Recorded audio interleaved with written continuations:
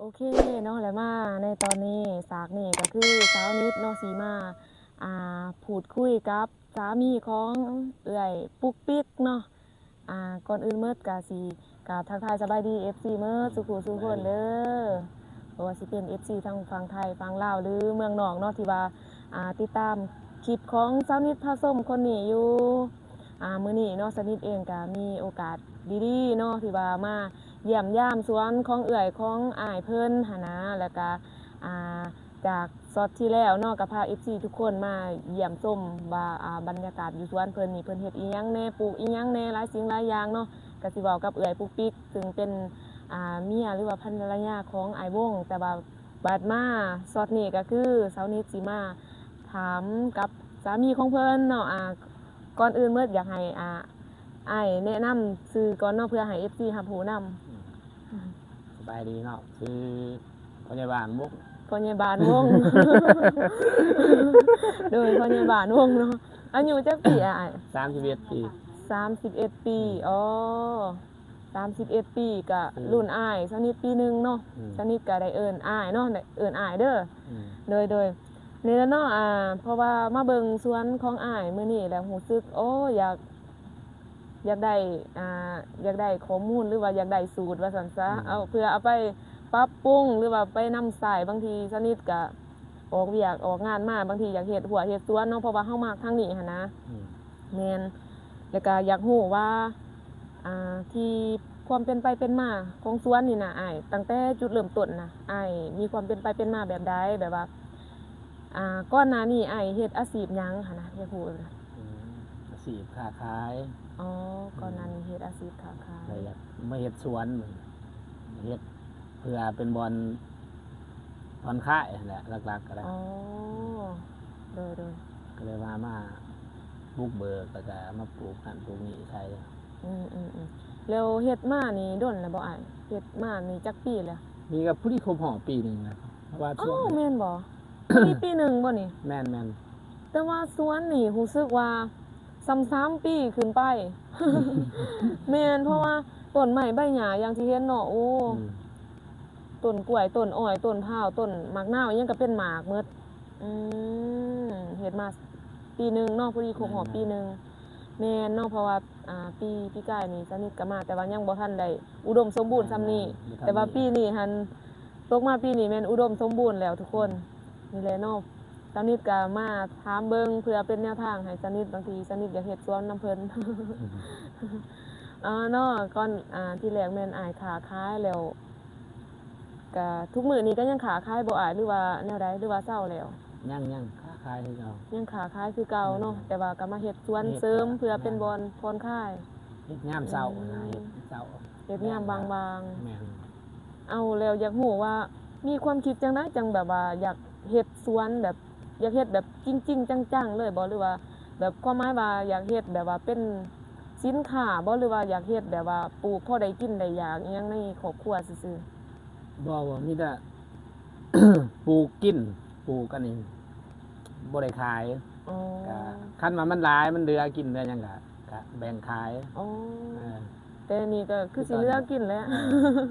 คือสิเหลือกินแล้วตตอนนี้ผลผลิตนี้ก็ไหลบ่ทันหลายนี่อ๋อคือกล้วยก็เป็นนำ4-5 เครือนะบางทีก็ไปฝากพี่ฝากน้องอ๋อ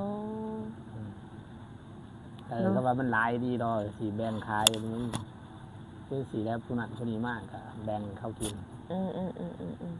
สรุปก็คือบักนาวนี่ก็เอาเข้าหานตัวเองอ๋อโดยข้ออันนั้นข้ออนุญาตทำอ้ายตื่มเด้ออันตอนนี้หั่นอ้ายเฮ็ดค้าขายนี่อ้ายเฮ็ดค้าขายแบบใดเป็นร้านอาหารบ่หรือว่าค้าขายอิหยังทั่วไปร้านอาหารเป็นร้านสินลาดอ๋อร้านสินดาดหมูกระทะร้านสินดาดหรือว่าร้านหมูกระทะอยู่กับเจ้าของร้านสินดาดเด้อนี่เด้ออยู่กับเจ้าของร้านหมูกระทะเนาะพ่อใหญ่บ้านวง ก็เห็นทางช่องของเอื้อยปุ๊กปิ๊กเนาะเพิ่นมักมาเฮ็ดคลิปเฮ็ดอิหยังกับพ่อใหญ่บ้านวงว่าบางครั้งก็เอาปลาอิหยังในน้องแล้วก็อยากถามอ้ายอีกเนาะในน้องนี่ตัวอย่างในน้องคือแบบนี้นะอ้ายเลี้ยงปลาหยังแหน่อ้ายนี่ปลาเข็งกับปลาดุกหลักปลาเข็งกับปลาดุกหลักๆแล้วปลาอย่างอื่นเคยเลี้ยงบ่ ตัวอย่างว่าปลานิ่นปลาปาก เคยเลี้ยงปลานิ่นแต่มันบ่ใหญ่ อืมเลี้ยงปลานิ่นแล้วมันบ่ใหญ่ มันน้องมันตื่น เป็นเหนือน้องบ่ แม่นน้องมันตื่นมันน่ะ แต่ว่าปลาดุกนี่ตอบโจทย์อยู่บ่ล่ะ ปลาดุกนี่โอ้คัก ปลาดุกนี่คักเนาะ คัก ส ป นิท ลาดุก สิได้ ปลาเค็งนี่คัก อ๋อคือ เลี้ยงสบาย แนวพันธุ์ป้านี่เอามาแต่ไสอ้ายซื้อน้ำบ้านเฮาบ่หรือว่าไปซื้อจากต่างแขวง ชื่อตั้งแข้งชื่ออยู่เมืองปากเส อ๋อซื้อมาแต่ปากซี แม่น ดูแล้ววันนี้คือนี่หันนะเนาะตัวอย่างว่าเลี้ยงป้านี่ ประมาณจักเดือนอ้ายจังได้กิน ป่าวะ แม่น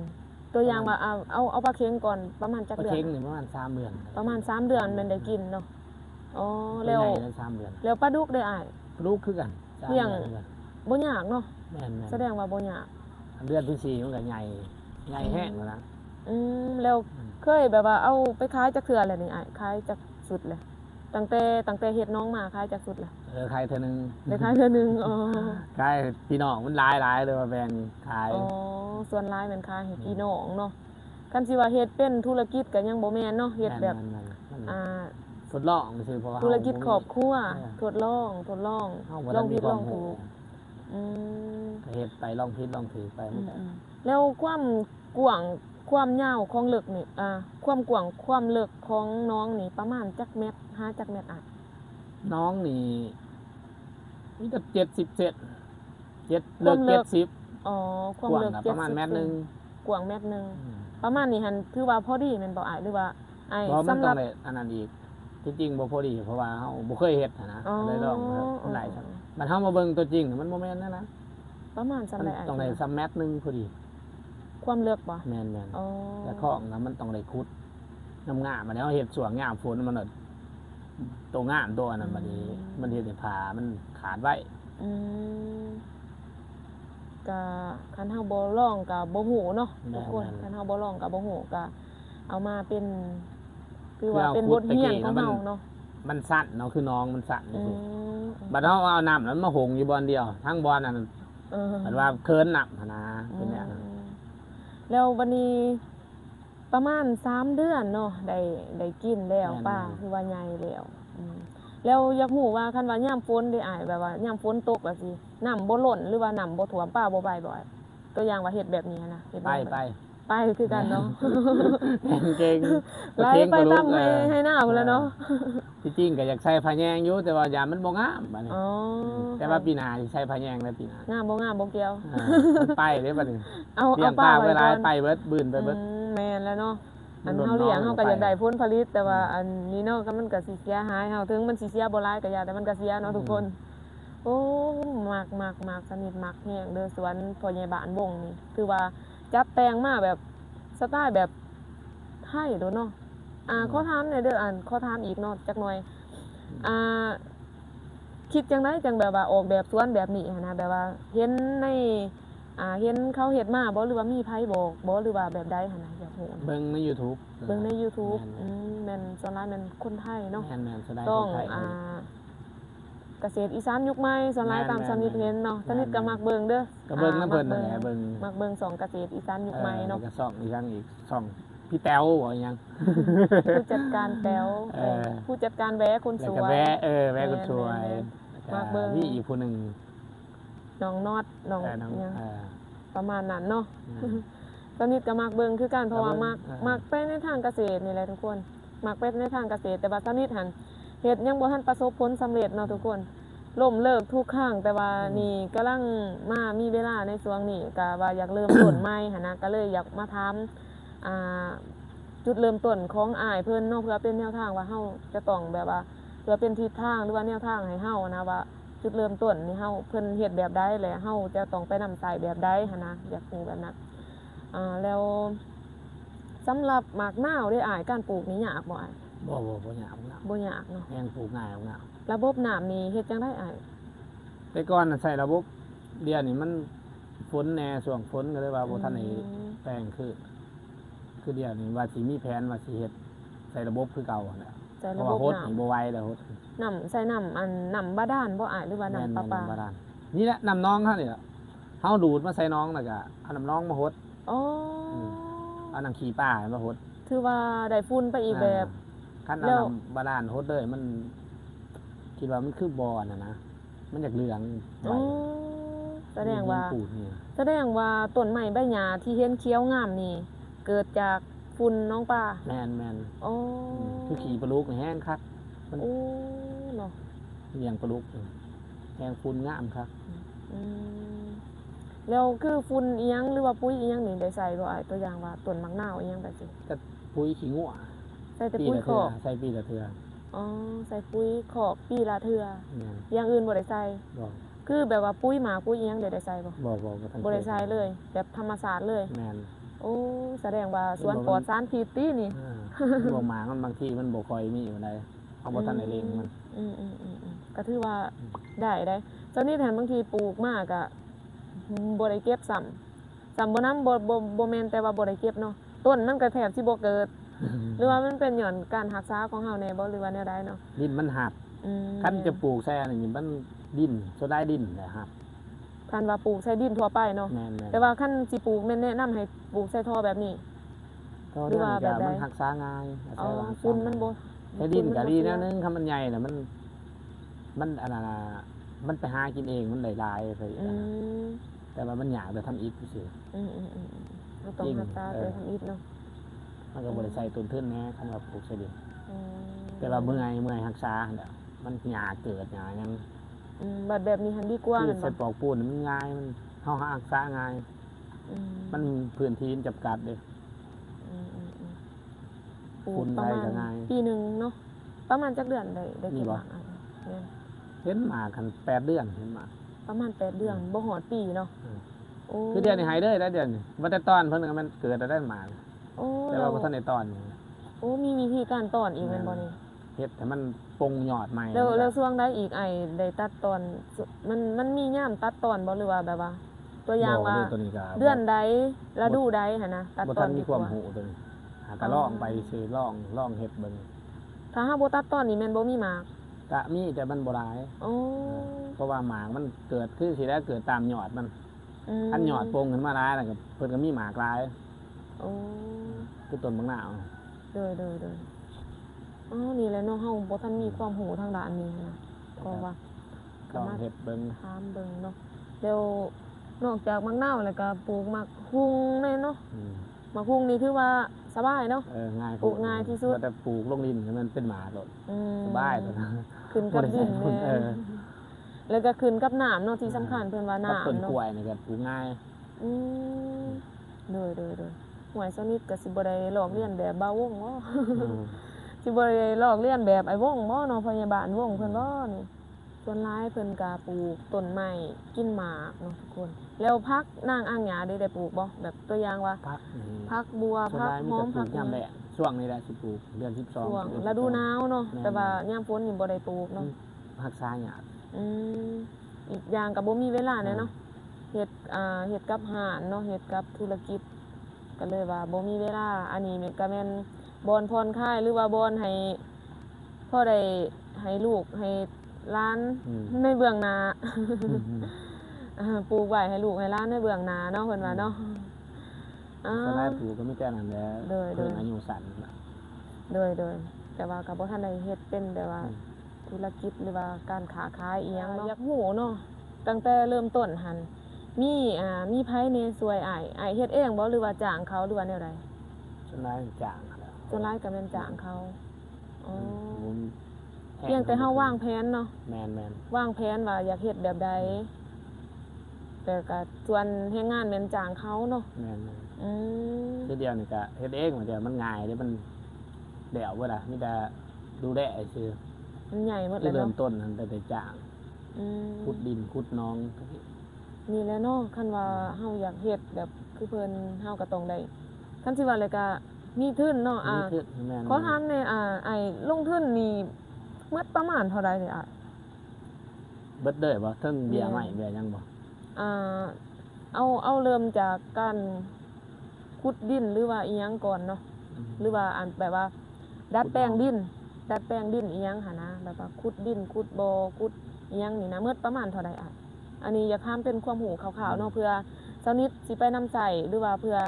เป็นความรู้ให้กับ FC เด้ออันนี้เนาะขออนุญาตถามอ้ายอีกบัดหนึง คือคุดน้องขึ้นยังนี่ก็เบิดหลายเลยเบิดประมาณ10ปลายล้านพุ่นแหละ 10ป้ายเพิ่นว่า เทิงปลาปีน ป้ายเท่าใดพอ ประมาณ13ล้าน14 ป ล้าน ระมาณ เนี่ย 13 14 เฉพาะ ประมาณ น้อง 20,000กว่าเด้อทุกคน ประมาณ 20,000กว่าเนาะเฉพาะปรับดินเนาะเฉพาะขุดน้องหรือว่าปรับดินแม่นบ่ แม่น แล้วที่เหลือต้นไม้ใบหญ้าอีหยังเด้ ๆซื้อกันทั้ง ซื้อทุกอย่างแม่นซื้อหม เบิ ด ด หมดประมาณเท่าใดอ้ายซื้อ ประมาณ7-8ล้านพุ่นแหละแต่อันนี้ 7-8 เบี้ย ล้า ใหม่ นก็ประมาณ10,000กว่า อืม ๆประมาณ15,000เนาะ แม่นแล้วก็ ไล่ มีปอกปูนปอกหยังอีก โอ้ ปอกปูนนี่ก็ ปอกปูนก็ได้ซื้ออีก ซื้ออีก หมดหลายอีก แม่น ปอกปูนนี่แหละมันสินักนี่เนาะ แสนป้ายอัน อันหนึงแส ประ น มาณ ปลาย นั้น บัดเบี้ยต้นมะนาวคือแบบนี้เด้เบี้ยต้นหนึงเท่าไหร่อ่ะ เบี้ยหนึง50,000 50,000 อืม 50,000 มันดอยเพราะ แล้ว ช่วงนั้นมันก็ ทั้งหมดประมาณจักต้นอ้ายปลูกในบริเวณ หน้านี่มีสาวกว่าต้น 20กว่าต้น แม่น ประมาณ20กว่าต้น แล้ว คือต้นเผาแล้วก็สาวเพื่อน อ๋อทุกอย่างมันสื่อเข้าหมด แม่น อืมก็สมควรเนาะ อืม หมดหลายหากแต่ว่าเพิ่นคอยเฮ็ดเนาะ แม่น คอยเฮ็ดทีละเล็กละน้อย อืม แล้วพื้นที่ดินนี่ได้อ้ายดินอ้ายเองบ่หรือว่าอ้ายซื้อ ซื้ เขา อเขากัน ซื้อเขาประมาณเท่าไรอ้ายความกว้างความยาวนี่เนื้อที่ดินประมาณเท่าไร 60คูณ40นี่ล่ะ 60คูณ40 แม่น บ่ฮู้ว่าทางไทยเอิ้นแบบใดเนาะบางทีเพิ่นเอิ้นเป็นไร่หรือว่าเป็นอัน ไทยเกิดประมาณไรกลัวๆเนี่ย ไร่กลัวๆเนาะพื้นที่ดินประมาณไร่กลัวๆแล้วคือเงินซื้อนี่ประมาณเท่าไหร่อ่ะ คือประมาณ3เบิด300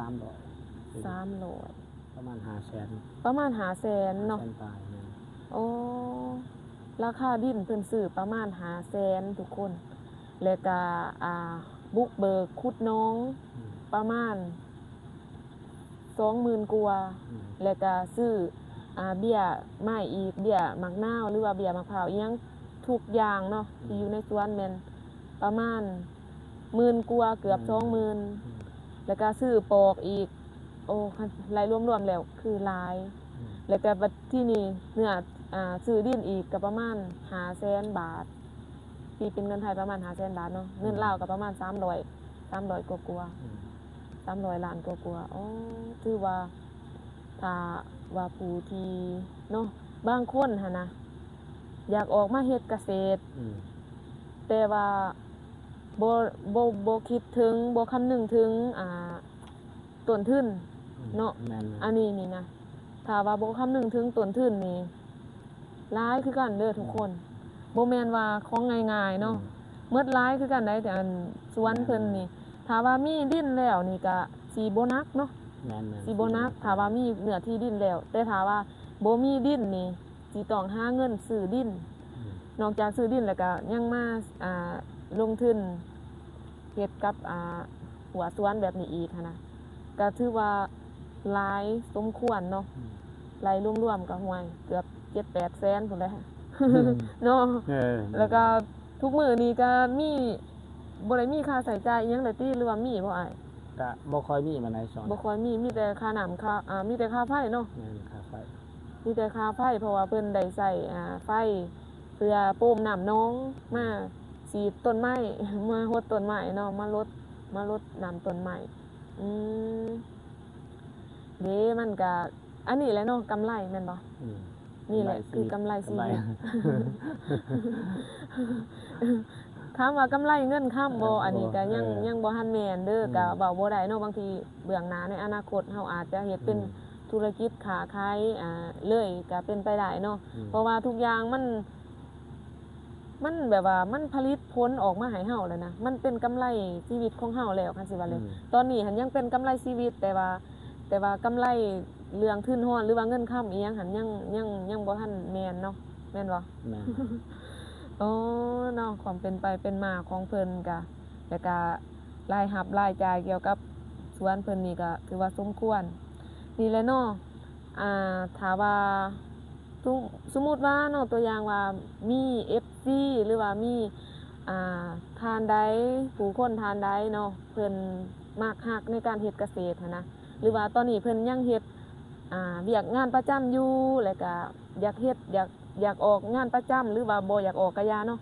อยากออกงานประจำแล้วก็มาเฮ็ดทางเกษตรนี่นะอ้ายมีหยังอยากแนะนำให้กับผู้ที่อยากเฮ็ดทางเกษตรบ่อ้ายมีหยังแนะนำบ่ ยังให้ลองก่อนนะเฮ็ดลองเฮ็ดก่อนบางคนก็เห็นหมู่เฮ็ดเนาะอยากออกมาเฮ็ดเลยนะ อืม คือว่าเฮ็ดงานประจำมาเฮ็ดเลยบัดนี้มันบ่ได้ของเพื่อมันสิได้เป็นปี2ปีนะ มันต้องใช้ บาง เวลา บางที่ก็บ่ได้ตามขาดไม้อีกบัดนี้ให้ลองเฮ็ดดินก่อน ลองเฮ็ดดินเพราะว่าคือไอ้วงก่อน อืม แต่ว่าเราหันลองแต่ว่าประสบผลสำเร็จเลยเนาะ อืม แต่ว่าคนอื่นหันตัวอย่างว่าคือสนิทเนาะสนิทก็บ่ฮู้ว่าสนิทลองแล้วสิประสบผลสำเร็จหรือบ่หรือสิล้มเหลวเนาะ เออ หรือว่าแบบว่าเฮ็ดแล้วแบบบ่ประสบผลสำเร็จอ้าว อืม ปะไปเฮ็ดงานอย่างอื่นอีกอันนี้ก็ เสี ยัง เวลา บ่ฮู้เนาะแม่นหั่นแหละเนาะก็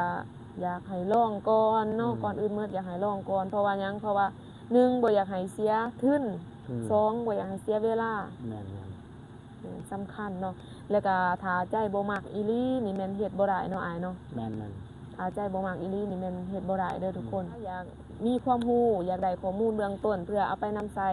ในอ่าทิศทางของเฮาว่าเฮาสิเฮ็ดได้บ่หรือว่าแบบใดอย่างน้อยเฮาก็มีความรู้ว่าซั่นซะว่าค่าใช้จ่ายทุกอย่างมันหมดไปเท่าใดเฮาคือตัวอย่างว่าเซานิดเนาะสิเฮ็ดสวนนี่เซานิดสิมีต้นทุนในการเฮ็ดสวนคือเพิ่นบ่หรือว่าเซานิดจะต้องเริ่มต้นจากจุดใดก่อนแบบนี้นะก็อยากมีความรู้เนาะถ้าว่ามี FC หรือว่าผู้บ้านไกลเรือนเคียงแบบนี้นะอ้ายแบบว่า โอ้ยแบบว่าอยากไปลินไปย่ามทางไอ้วงเด้ออยากไปเบิ่งสวนเพิ่นเด้อีหยังแบบนี้หั่นนะก็ยินดีต้อนรับอยู่บ่อ้าย ได้มา ตัวอย่างว่าเพิ่นอยากมาเบิ่งมาชมสวนเนาะคือแบบนี้แหละสวนของอ้ายนี่งามได้ทุกคน แล้วก็มีโอกาสหน้าสนิทก็ยังสิมายามเพิ่นอีกเนาะเพราะว่าสนิทหูมากเนาะมากแล้วก็ย่านว่าเพื่อว่ามีFC ทานอื่นเพิ่นแบบว่าเพิ่นเห็นแล้วเพิ่นอยากมาลินมาส้มคือกันกับสนิทแบบนี้หั่นนะก็ยินดีต้อนรับอยู่เนาะ ได้ มาได้เนาะ มาได้ โดยมาได้เด้อทุกคนกันแล้วเนาะก็เดี๋ยวสิฝากเบอร์โทรหรือว่าช่องทางการติดต่อของเพิ่นอยู่ในลิงก์อยู่ในช่องของสาวนิดพาส้มเด้อจังได๋ก็ถ้าว่ามี FC ท่านใดเนาะสนใจหรือว่าอยากสอบถามข้อมูลความรู้เนาะก็สามารถสอบถามได้เนาะ สามารถสอบถามได้พอใหญ่บ้านวงผู้ใจดี เนาะสำหรับคลิปนี้สาวนิดก็สิบ่มีหยังหลายเนาะก็สิมาถามความรู้เบื้องต้นนี่แหละก็มาเป็นความรู้ให้กับสาวนิดและก็เพื่อ FC เมื่อทุกคนเนาะก็สิบ่มีหยังหลายก็สิกราบขอบคุณอ้ายวงเนาะที่ว่ามาให้ความรู้สาวนิดในเบื้องนี้แล้วก็มาเผยแพร่ความรู้ให้กับ FC เมื่อทุกผู้ทุกคนได้รับรู้นํกัน สำหรับคลิปนี้สาวนิดก็สิได้ขอตัวจบไปเพียงเท่านี้หวังว่าคลิปนี้สิมีประโยชน์และก็มีสาระต่อ FC มื้อทุกผู้ทุกคนขอขอบใจ บ๊ายบาย